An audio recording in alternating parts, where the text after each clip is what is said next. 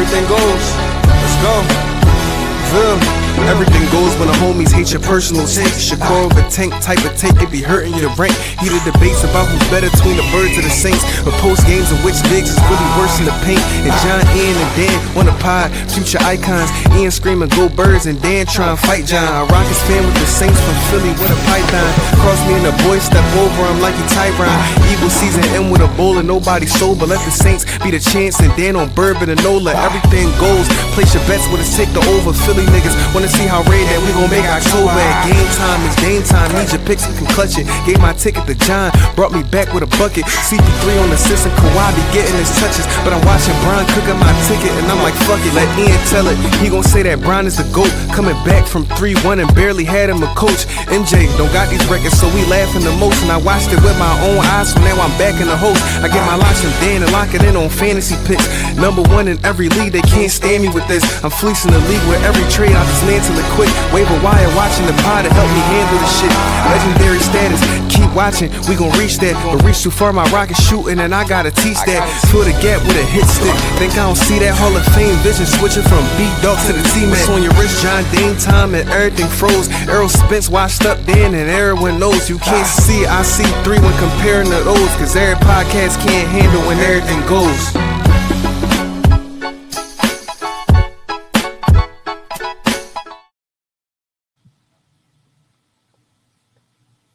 Just too groovy.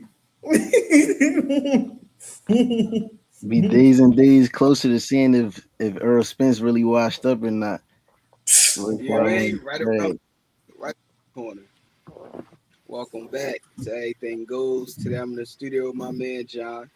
Yo, we back, baby. Another EP. Got my man A. What they do, baby? Yeah. First and foremost, we just want to thank everybody that's tapped in and everybody that will tap in. Don't forget to hit that like and subscribe button. Your support is very much appreciated. But y'all already know, before we jump into the games and topics for today, we got to start with some breaking news. There's been a lot going on in the basketball world, so I'm going to put them both up at the same time, and I'll let y'all decide which one y'all want to talk about first. Starting in the NBA, we got the Kawhi Leonard trade being put on hold because the Raptors are not sure. Well, no, they flat out said they don't want to accept the penalties that may come with that. So we're waiting to see how that pan out to know if the trade is going to go through or not. And then we got in the WNBA, the Caitlin Clark situation, 2 things going on with her. So first, she was voted 11th by her own peers in guard play, as well as the DOJ coming out and saying that if the WNBA don't clean up the officiating around Caitlin Clark, that they're going to get involved. So how y'all feel about both situations? I think there's a lot going on. Bro, I think I'll start with the Kawhi John. I think that is we not to go from the top down, but as far from like a leadership perspective, I think it's so crazy how Adam and his team has let this situation bleed into now 2 years later, two summers later for this issue. No, maybe even more than that. When we first, I guess, figured it out. So from the first time we figured out that there was some tampering going on, I think it was 2 years ago. So now we're at this point now where they were kind of putting it off and saying, we'll have to investigate them by then. I think even last All-Star game, they said, we're going to postpone until after the All-Star game to try and do something about it. And I think now you literally are in the worst case scenario right now, where it's like, okay, we didn't address it. He gets traded. And now the team that he's going to said, obviously, that we're not going to take on whatever penalty that may come from this, a whole tampering penalty, because it's a salary cap. I think it's circumvention. So now you got the issue where you have to fast track the investigation, and then also now you got to figure out what type of compensation they're gonna get. Because if Kawhi gets suspended, it's like, nigga, we signed up for Kawhi the whole year. Granted, when he's healthy, now he gonna get. We don't know, but let's say he gets suspended for a quarter of the season, which is 20 games or so. We're about 20 games. Like, we just gave y'all all these picks and players, and now we get a quarter of a player in the playing time, or it could be more than that. It could be 25, it could be 30, it could be 40, it could be 50. Who really knows? So now you got to change Okay, we'll take Grady Dick back, but we'll take those 2 second round picks back. So now it's just salty. And as far as Caitlyn, I think this is, and I said this to y'all in a group chat. The route I take, this is why I think the WNBA is not ready to take that next jump into the public eye and like notoriety for as far as like the revenue and even big their exposure. Because I think of stuff like I think the WNBA does a lot of self sabotage and not even going as far as Caitlin Clark. We kind of see how they carried it with Caitlin Clark when she got drafted last season. We're not really maximizing the eyes that were willing to watch their basketball games. Like making, because you already know in NFL, NBA, like they'll make something shake in the same week. Like if something jumping, they'll change the day that the game is on, or they'll schedule the game. They'll schedule a game on a certain day so it can maximize the odds. I think the WNBA, like they just not ready for that next leap because they kind of do a lot of self sabotage. As far as the Department of Justice, it's like, come on, bro, like y'all trying to do an investigation into a sport, and that goes into, I guess, trying to save a damsel in distress. Like y'all never do this. Y'all haven't never done this for anybody else that y'all feel like was getting too much, I guess, punishment per se, but it's not even punishment. It's just basketball and physicality. So yeah, I don't know. It's just nutty, bro. It's just nutty, dog. Got you. What about you, E? With the Kawhi situation, I think it's crazy that the Raptors would ever be considered to accrue any type of penalty regarding this, because the whole scandal has nothing to do with them.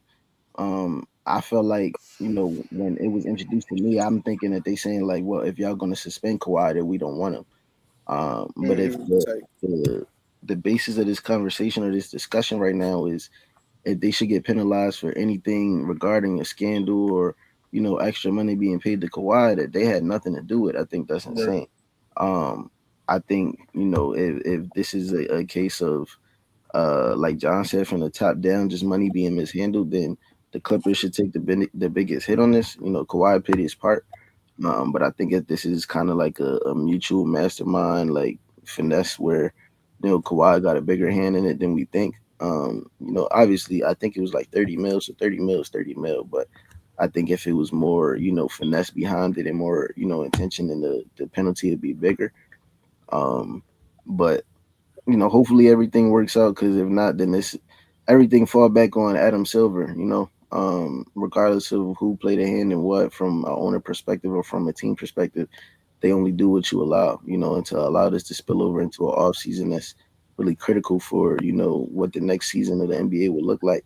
Right. That falls back on the commissioner. So hopefully, if it's something crazy that come from it, hopefully he take accountability and it's something that can be fixed. Because I would hate for Kawhi to not be in Toronto this upcoming season.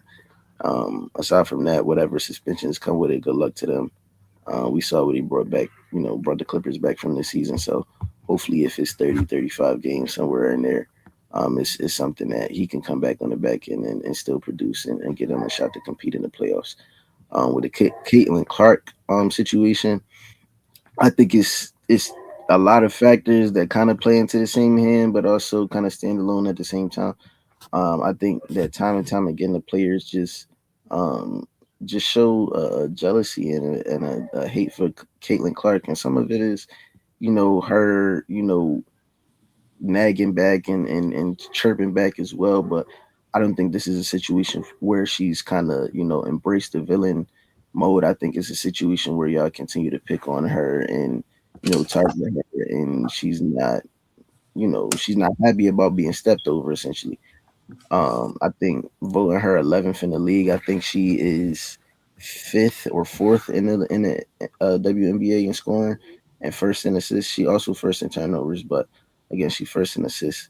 Um, her production for the team is undeniable, and you could argue there's other players better than her, other guards better than her, but 11 best. I think that's just a clear sign of the hate from her peers, and I think that majority of it is not basketball related. I think that's a poor display of character on a national stage for real.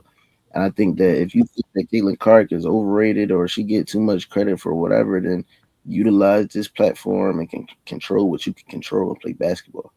I'm always, pro keep it basketball. And I feel like, every opportunity that they get to not, they take advantage of it. So I think similar to the last situation, like John said, it started top down. They only gonna do what you allow them to do. Um, but at the same time, I think like on some man up play basketball, like be a woman play basketball, like who would the DOJ get involved? That's white privilege at its finest.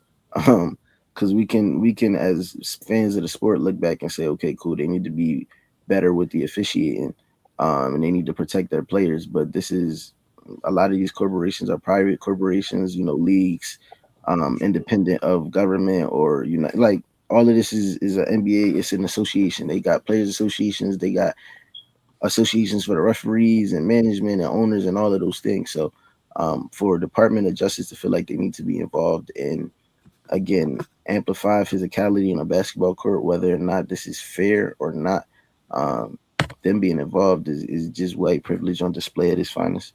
Um, hopefully they take a back seat and actually don't get involved because I don't think this is something that needs their opinion or assistance at all. But I think that the fact that the league allowed it to get to a point where the DOJ felt like they needed to step in and even make a statement is insane. For real. So I agree with everything you just said. You as well, John, and then we'll at the bottom talk about exactly DOJ getting involved on basketball games, and that's crazy. So What? I'm gonna just pick up. Yeah, I'm gonna pick up where you left off at, and I think it's clear, like you said, that they favor Caitlin Clark, and I think we saw this a few years ago when they lost the national championship, and they still wanted to extend them the invite to the White House. When have we That ever shit's seen? crazy. I forgot Yeah, when about that. have we ever seen the Me loser too, get yo. That's extended crazy. invitation to the White House? So we knew right then and there from the jump that they already had her back. So And the team the that beat them DOJ, yeah, was nothing but niggas. exactly. So yeah, the From DOJ getting Louisiana. involved. Them getting involved is nothing but favoritism on Caitlin Clark behalf. But then on the flip side, like you said, them voting her 11th is kind of crazy, and I do think that's just them showing their clear jealousy of her and because of the special treatment that she is receiving and has been receiving for a long time. There's a lot of players that feel as though they're on her level or slightly better than her, and a lot of people don't mention them. So And it's they're I not. guess yeah, so I see it. I see it both ways. And then about the Kawhi situation, truthfully, I don't really got too much to say about it. I just hope that it gets wrapped up shortly because the NBA season is approaching. We Okay. need to see how the East is going to shake out. Like this is one of the seasons I am very excited about, and we don't need none of this messing up the NBA season. This should have been cleared up, like John pointed out 2 years ago in the offseason. Why are we still looking into this? First, it was a lot of evidence. Then all of a sudden, it was little to no evidence, and now all of a sudden, we still 2 years deep into an investigation. So what the hell is going on? I think they You're were so right. scared. Money spent already. You said the what? I said the money spent already. He got that in a safe in a you mean a high yield account somewhere. Like that shit And going. most of the time they make business decisions too because the owner of the Clippers is Steve Ballmer, somebody that has a lot of money, like billions of Yep, dollars. Type. They can just build a stadium with his out his own one of pockets. the important owners. Yeah, so they kind of try not to draw Not on to him because he brings screw so much over. money to the league. You already know it's about the bottom line of the dollar. That's why. That's really why it's taking so long. You want to keep it a beam. All right. So now we're gonna switch over to our first topic for today. If you were an NBA GM, who would you take with the first three picks and why? Let me pull it up for y'all. This is gonna be a good one. Whoever want to start first, y'all got the floor. You go ahead, John. Actually, Dan, can you go first, bro? I look You because want me to I go look. first? Yeah, because I feel like Okay. I know So less about how you feel about these three players than I do Ian. Kind of. got you. So, believe it or not, my answer might be boring. So, I'm actually glad that I am going first. I'm actually going to keep it the same. I would take AJ 1, I would take Peterson 2, and I would take Boozer 3. And the reason why I'm going to do that is because when I look at Peterson and AJ, I think they got the most upside. But I look at injury history, and I'm not going to forget what I saw in college. I saw Darren Peterson go out there and many a times not be able to finish the game or have to play in spurts during the game. And I don't want that going into the NBA. I'm going to take who I saw on the court for damn near all 40 minutes putting in work. And then also, I know we just talked about this a few weeks ago, measurables or whatever, but it, at least for me in this instance, it does play a part into it because I think AJ can be way better than Peterson on a defensive end as well. And so that's why he would be my number one pick. I look at both of these guys as two people that can lead your franchise, but I'll just rather have AJ one. I'll take Peterson two, and then Boozer. I don't look at him as a guy that can lead your franchise, but I think he's a guy that can help you compete and win a championship. And for that reason, I would have him at number three. If I was starting the team, I would probably look at him to be my third best guy. I don't want him as my two or my one. I would want him to be my third best guy. So number three it is. Okay, I like it. So I'm gonna go. I'm gonna go. I think I'm just switching. So AJ will as well be my number one because I think when you consider, bro, even if you don't watch basketball, like if you turn, and not to say everything is highlights, but if you turn on AJ highlight tape, bro, he just moving too different. Like he moving too different, too crazy. His Mm-hmm. only his only downside is really getting like a consistent jumper, but that can be fixed with the right coaching. Hopefully, that's one thing we always got to worry about on the next level is the players getting the right type of coaching to develop into what their pre-draft profile is. Most of the time, these players don't do that is because that's they don't get the proper guidance. My second pick, I ain't gonna lie, I'm taking Boozer. Low key, I'm taking Boozer Why? again. I need to hear I'm it. gonna disagree though. I'm gonna disagree with you there because you said you wouldn't want Boozer to be your first or second best player. Well, I probably Okay, wouldn't want Boozer to be my first. My first. maybe you could make an argument for second best player, but definitely not first. Fair enough. I wasn't gonna argue first, but second best player, like if Boozer was my second best player, if Boozer was my second best player on the team, and depending on who my number one was, I'll be happy and I'll be satisfied. I look at it as if I'm on the clock and on the clock and seeing based like you said what you saw in college, productivity, availability, and also Yes. your just raw ability. So at least for me, for Cam, when you have a because all three of these players have different play styles, but Cam, when you consider he's a big body who both can score the basketball down low. He does have a repertoire down there. He can rebound at a very elite high level, and he also is a high level defender too. Plus, at least from what being amongst these three players and what we've seen from them on their teams respectively, he's proven Hmm. to be a leader as well. He's proven to Yes. be a leader. He's proven to be a leader in the season he played in college, and I think his upside is. I think, like I said, maybe not your best player, but his upside is a cornerstone player, and he has at least for me a solid floor to be extremely productive in the NBA. And then for my third, I'm gonna go Darren just kind of a little bit. And I'll say this with Peterson as my last pick. I love all three of these players. Both of these players are really good. But at least to me, it kind of goes to.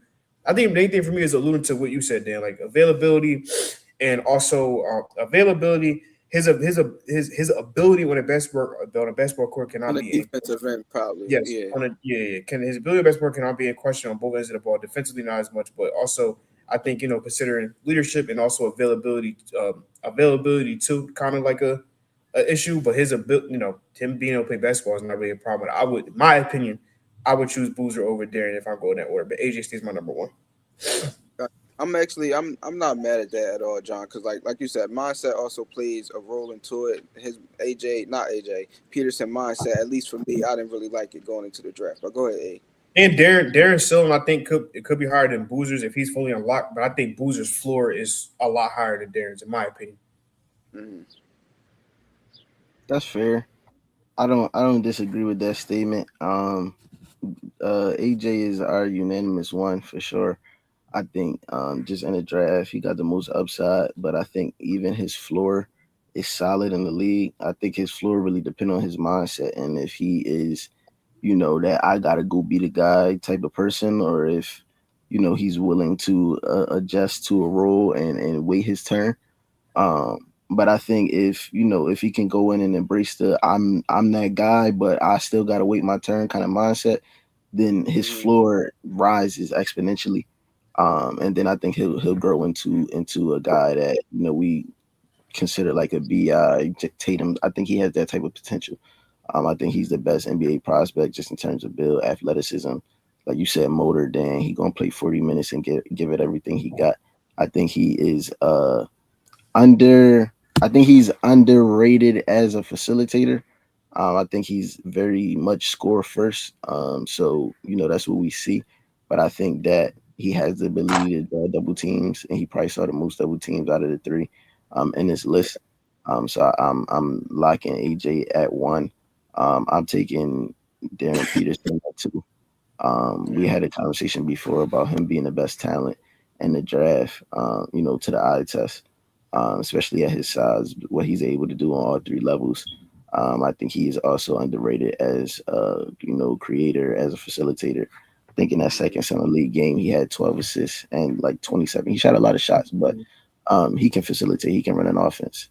There's a lot of questions around work ethic and availability, how much of the college stuff was mentality versus body maintenance versus his body breaking down on him. I definitely agree with the questions beyond that, but I think that when you look at ceiling, and we had this conversation about sometimes drafting with ceiling in mind and not what's in front of you right now. But I think that it's not like we're far reaching looking at a ceiling that's high for AJ or Darren Peterson. I see Darren Peterson ceiling somewhere in the realm of like a Donovan Mitchell. And I think that can be your number one on a team that you expect to go compete for a championship. Cleveland was a series away from being able to compete for a championship last year, and Donovan Mitchell was their best player. So I think those two players having that most potential and that the highest reach in terms of a ceiling for me, put them at 1 and 2. I'm not gonna lie. This is why I wanted to go last. At 3, I would have taken Caleb Wilson. Really? Um, And I think. Go ahead. no, I was just gonna say something. And you wanna know what's funny? When I woke up this morning, I thought about starting this segment with that and letting y'all know, although he wasn't an option, he can be. But I'm glad that you brought it up. Go ahead, get you. Yeah, for sure. I would have taken Caleb Wilson at 3.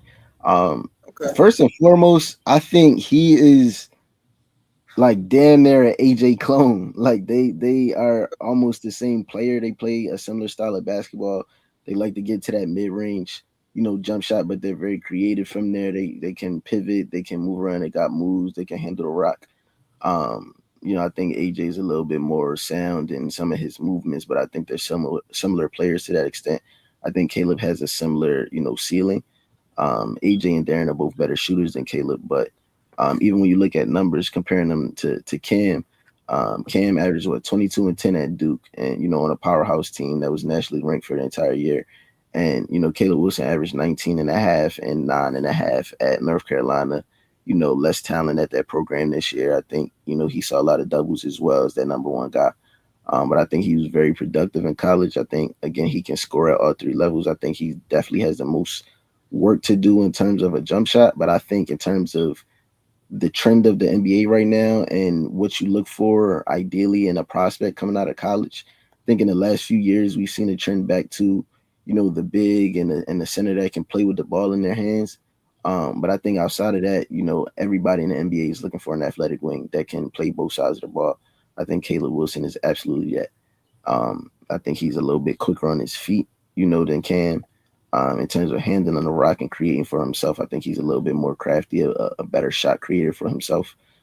Cam is more inside out, and I think that that's effective. But I think I agree with you, Dan, in terms of Cam Boozer. If you drafted him, your projection for him or your hope for him is to be your third and maybe your second best player. Um, but I think like Cam, his player comp or his potential for me is like a Sabonis. He might be a little bit more stronger and better defensively, but in terms of what he's going to bring to your team, I can see him at 18 and 8, 5, 6 assists kind of guy at night. I can see him being better than that. But again, I think that his floor can be around Sabonis, and I think that's a very high, floor. I don't think that's where he is right now, but I think that in 2 or 3 years he can be that type of player. But I just think that Caleb Wilson is slightly more talented. And I think that if you're looking at a prospect and somebody that you're willing and able to develop, I would have went with Caleb, especially for the fit of the teams. So then, Yeah. if you think that Boozer is if Sabonis could be where Boozer's floor is in like 2 years, then what's your ceiling of Caleb Wilson? My ceiling for Caleb It's similar Mm, to what I said for AJ. Like I think that he can be that athletic wing in the same category of a BI. I'm not gonna say JB. I think JB is a dominant force, but like BI to Tatum range, where it's like again, I'm talking just raw ability, right? Because Tatum mhm, and JB do the same things, but they're viewed completely different because of how they approach the game and the aggression that they mhm. play with. But I don't think that anybody really thinks that Brandon Ingram is as good as Jason Tatum. You feel me? But he's No. a respected talent in the league. Like you expect him to go get 20 to 25 a night when he on the floor. He's long enough, no diddy, but he's long enough that if he decides that he want to go play defense and get a stop, he can do that. And he can get a stop, but he's not a lockdown defender. I think Right. Caleb Wilson has the athleticism, he has the length, he has the size to be that I'm still here, I'm still present defender, but not be a lockdown defender. But if he got the motor and the mentality that AJ does, then I think he can absolutely go be a two-way lockdown type of, player defensively, and then offensively he can still go get to his bucket. But you see, he just scored that 35 in a summer league game, and they asked him, how you feel about having the highest debut ever, and he said we lost. So that mentality says that he got Love the potential to be great, You know who we and lost to? yeah, and that kind of locked me in at three. Who Cam? By one. But he played better than Cam though. I mean, He Cam did. won the game, but like he played better than Cam though. Fair enough. But And they yeah, lost yeah. by one. I'm not mad at your assessment at all, Ian. Taking Caleb Wilson at three, I wasn't DeMar being is forced. cool too. Similar But play style. Will said he think Caleb Wilson's ceiling is DeMar DeRozan. yeah, that's not Similar bad. play style. Give me some bonus. Hmm. The one thing I will You say crazy. I will say before Crazy. we move off this though, watching Boozer in college, I actually watched him the most in college. I enjoyed watching him more than AJ and Peterson. Granted, they was probably making more highlight plays, but just his approach to the game, I enjoy his games more, truthfully. He fundamentally But so sound for yeah. sure. hmm Moving on to our second topic of today. I'm gonna give y'all four second-year QBs, and I need y'all to tell me who's gonna have the best breakout season next year. We got Shador Sanders, Tyler Shuck, Jackson Dart, and Cam Ward. Who y'all got? I was about to say Tyler before you read the names off, but I decided to let you get your shit off. I think Tyler is set up for the The most most success. success. Yeah. Mm-hmm. I think in terms of weapons around him, in terms of the offensive minded head coach that he has, um, y'all welcome. But I just think he's in a predicament. We already saw him begin to flourish last year. Towards the end of the season, I think he's shown the talent and ability, and I think that he's just set up the most for success. My honorable mention would be Cam. I think they both about to do a great job in Tennessee, and I think if Cam can work on, them balls that sometimes just float and get away from him, Mm-hmm. that he'll also see success and he might create a good connection with that rookie receiver that they just drafted. But I think Tyler, and I don't think it'll be close. Gotcha. What about you, John? Well, I think you said it already. Tyler, right? I'm about to say we all probably in agreement. I think my second, and it sucks because like this could go one or two I know ways, but I didn't expect it, which is crazy. But go ahead. for all of us that had the same answer. Yeah, I really thought one of y'all was gonna say Cam Ward.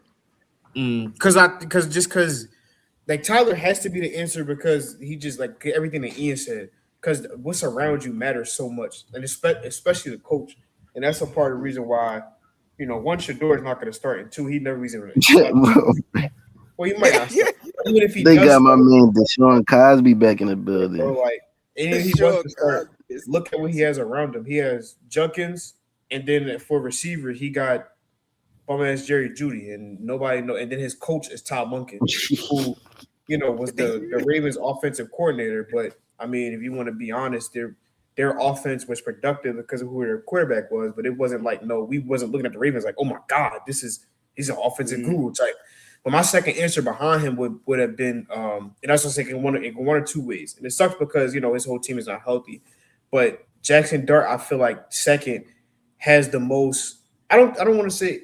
I think he has more upside than Cam, because of that dual threat ability. And I feel like when he flashed his passing ability, like his ability to drop it in a bucket, to make pinpoint passes, to just get the ball where it needs to be, he was super sharp. And then if you talk about what's around him, he's also very much set up to succeed, but his assets are just hurt. Like Cam Scatterbo, even if you didn't really watch football Neighbors for, you just hurt. played. Yeah, if you didn't watch football for, you just played fantasy. I think it was demon. Cam Scatterbo was a super demon week in and week out before he got hurt. Neighbors, I mean, he could arguably be a top 8, top 10 receiver, give or take, on when he's healthy. And then after that, if you go to his coaching.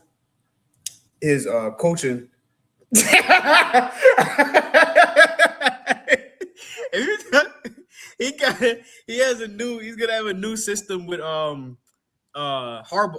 Harbaugh in for that in that Hmm. Cam. I think he's why I didn't say Cam second, because he's not. I don't think he's as equipped as Jackson with the people that are around him.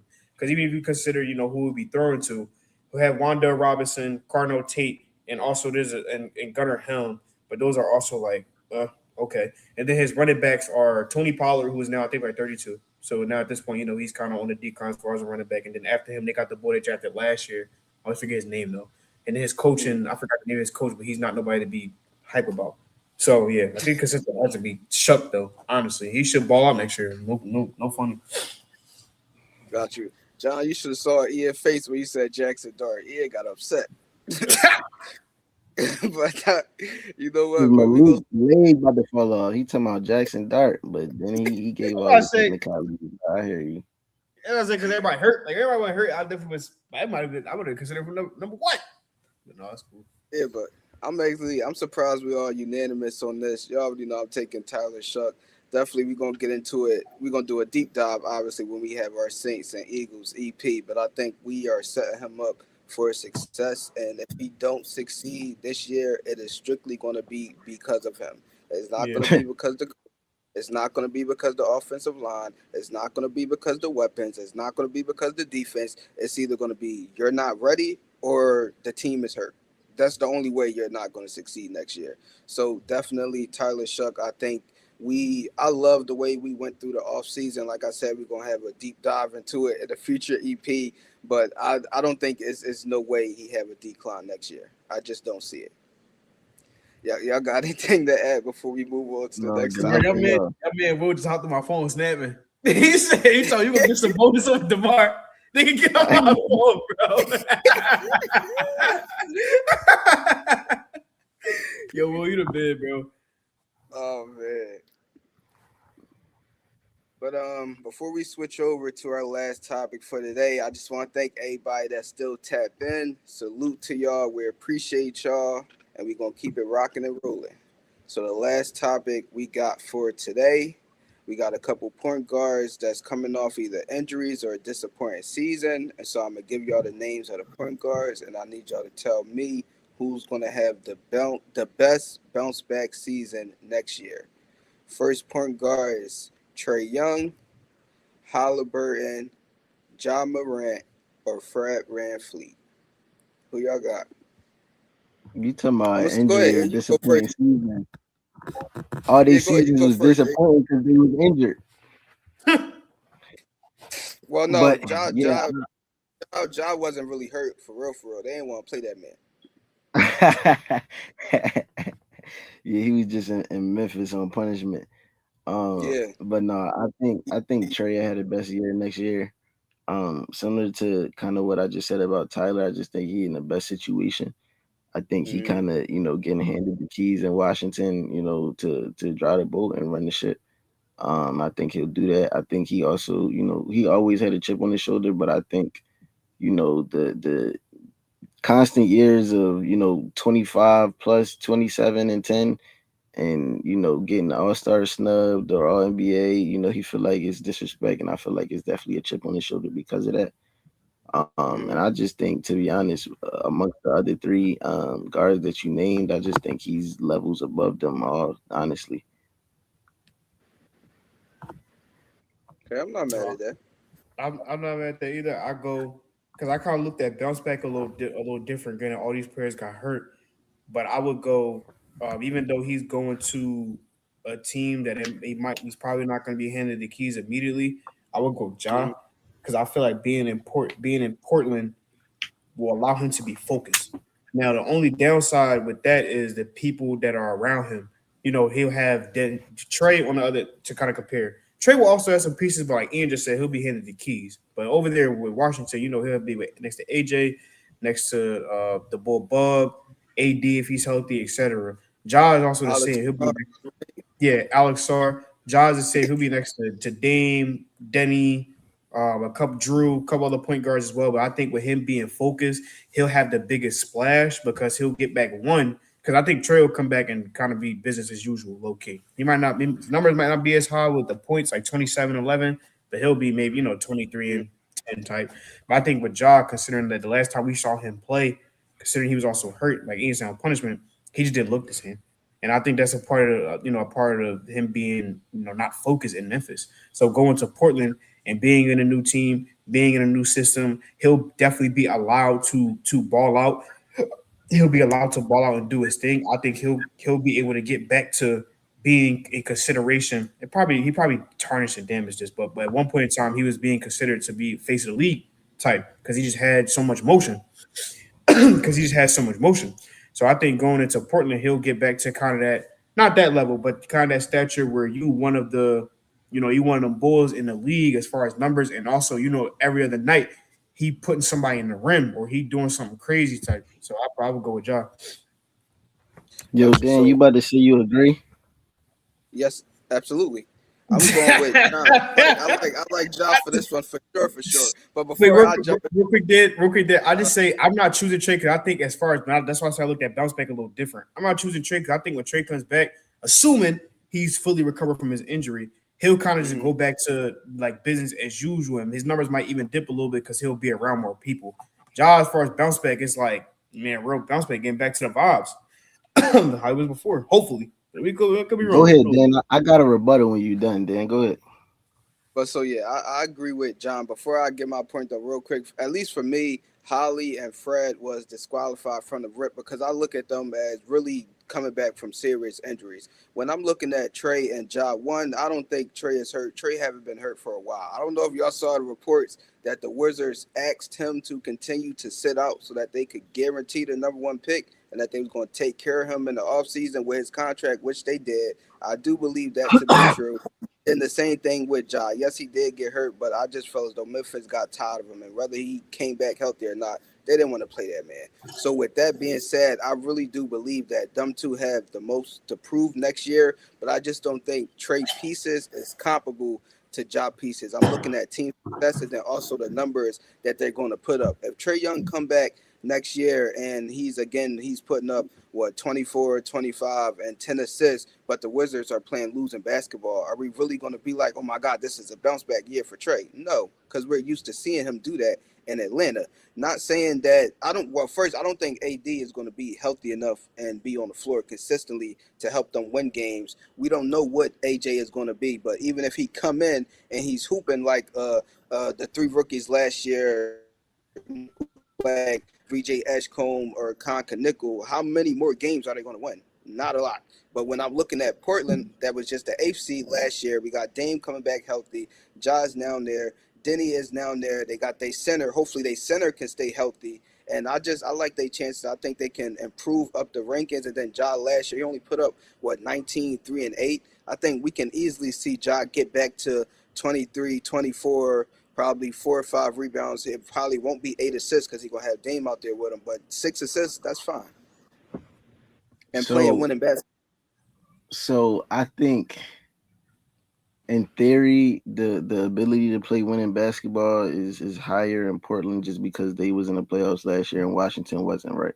But I think part of Ja going to Portland, I think Drew Holiday is still actively being shot. I don't think he'll be Yeah, there anymore. I Do I think so think either. that he is a defining piece of their team? No, but I think that that's a solid role player around you, a solid medium that relieves some pressure from handling the ball at all times in Portland. After Drew, let's assume that it's another guy on their team that has to be a part of that package for Drew to get going.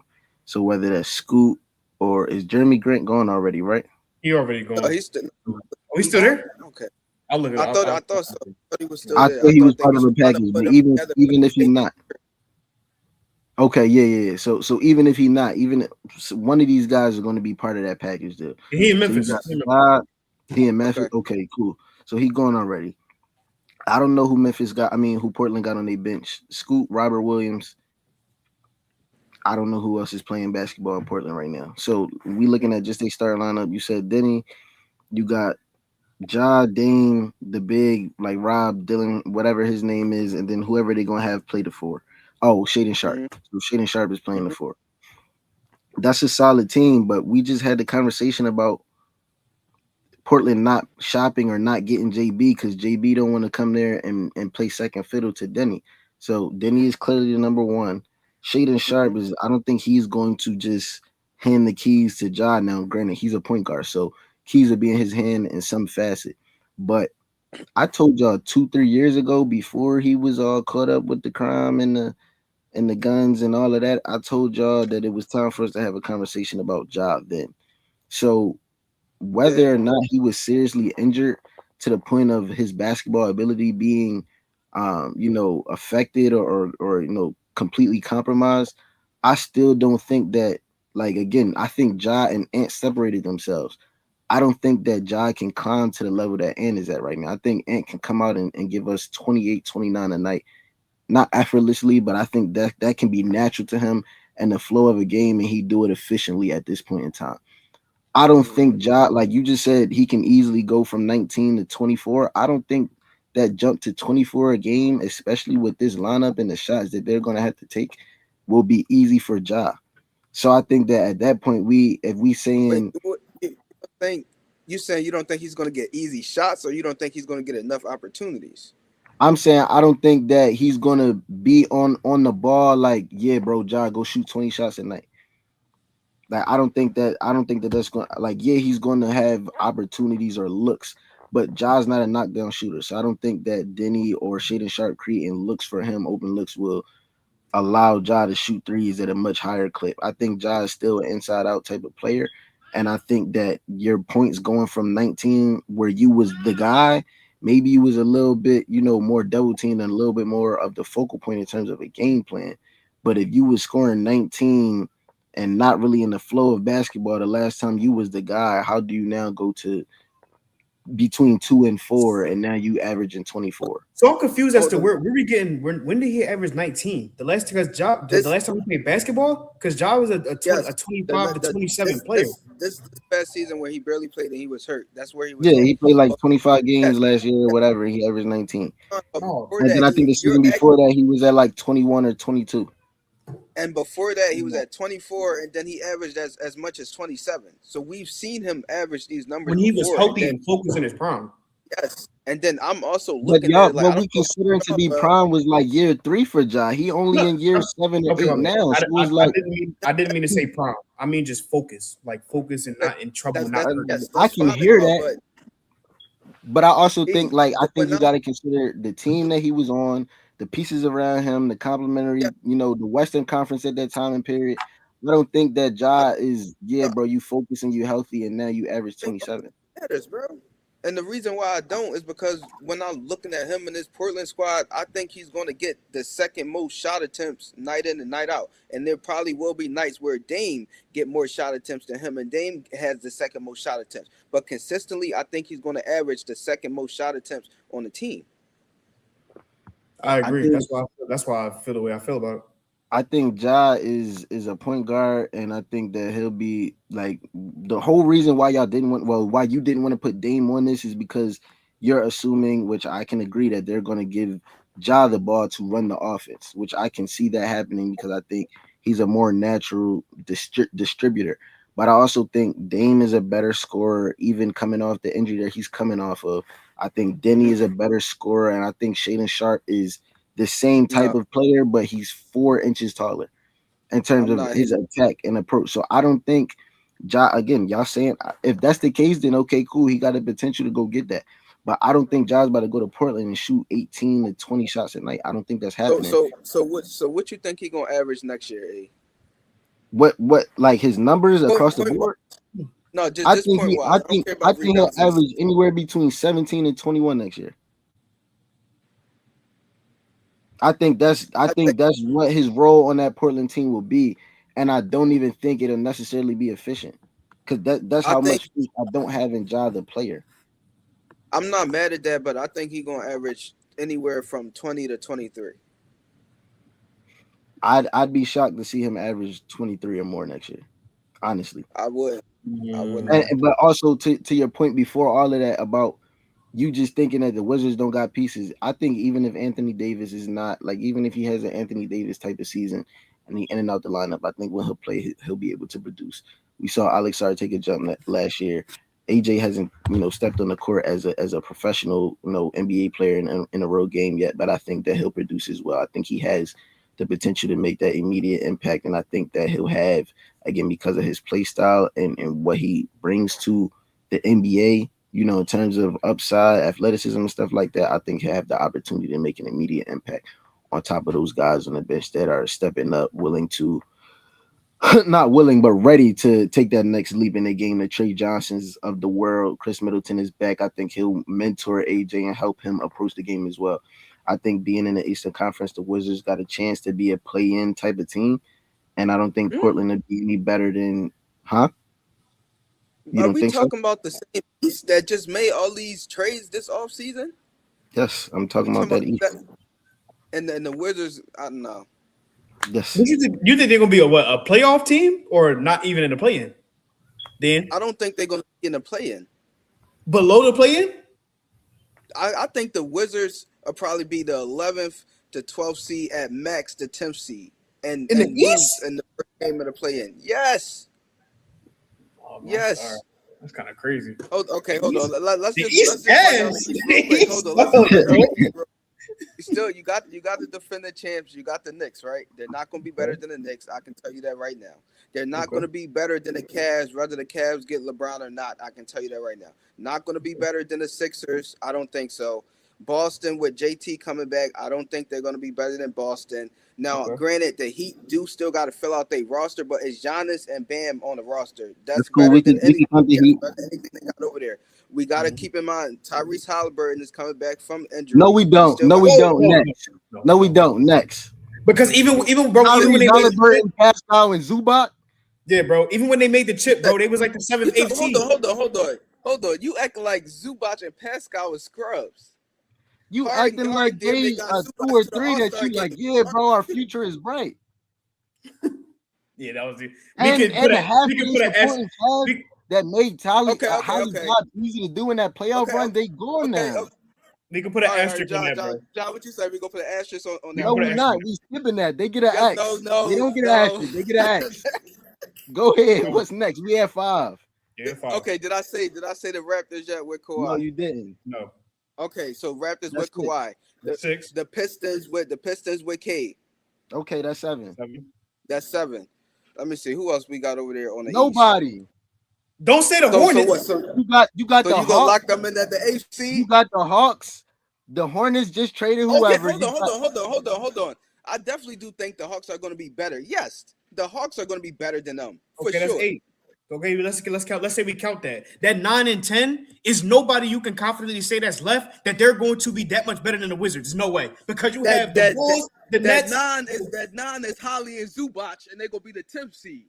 No, and whole time the only team that I expected you to say, which you didn't say, and you probably about to say once I say it, is the Magic. But no, like they can play, and I can see any of these teams being in the fight for the play-in. But I think once you get to the Hawks, like you said, the Raptors and the Pistons, the Pistons and the Hawks and the Pistons. After 7, any of those other teams can be not as good as the Wizards this year. And the Wizards got a squad, bro. Like you forget they really got a squad. Who is the squad? We got Trey Young, we got Alex Sarr, and we got Will Riley, AD.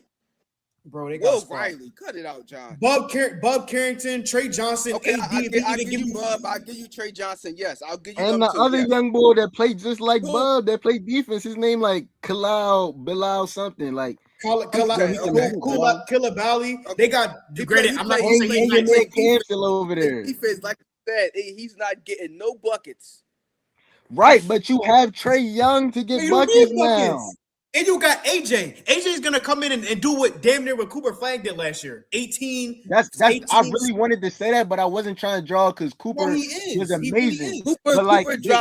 Cooper didn't drop 50. He didn't have 40. Like maybe not that. excuse the 50-point playoff, excuse the 50-point performances. Come on, He only averages. averaged a dub on a year. Yes. AJ AJ's can gonna do average that a next dub year. on his team. It's enough shots to go around for him But to y'all average a making it dub. seem like averaging a dub is cake. We know Wemby did it. We know Luka did it. We know Bron did it. Melo did it. Y'all make it seem like rookies just coming in and averaging. Let's say I'm not let's say saying it's 17, fake. I'm 18. saying I think AJ is that good, and I think it's that much opportunity in Washington for him to do it.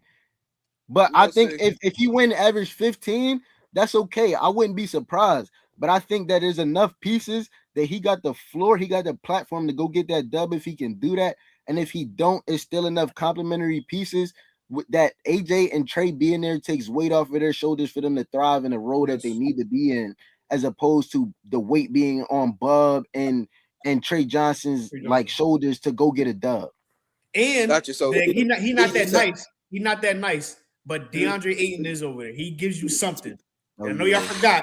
Yeah, I know he's not. He's the kind of ass, but he's solid though. Yeah, he's solid. He's solid.